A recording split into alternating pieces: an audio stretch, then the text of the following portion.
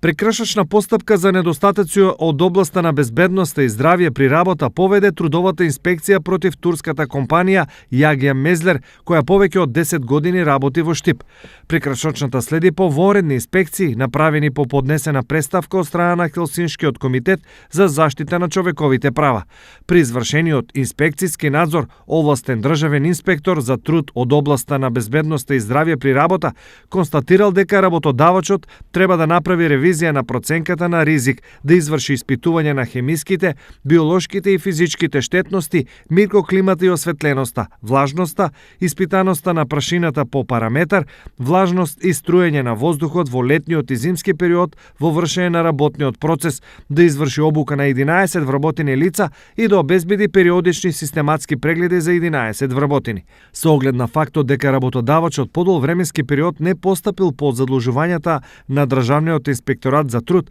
Хелсиншкиот комитет побара продолжување на постапката по извршениот инспекцијски надзор и побара инспекторатот, согласно законските овластувања, да поднесе барање за поведување прекршачна комисија.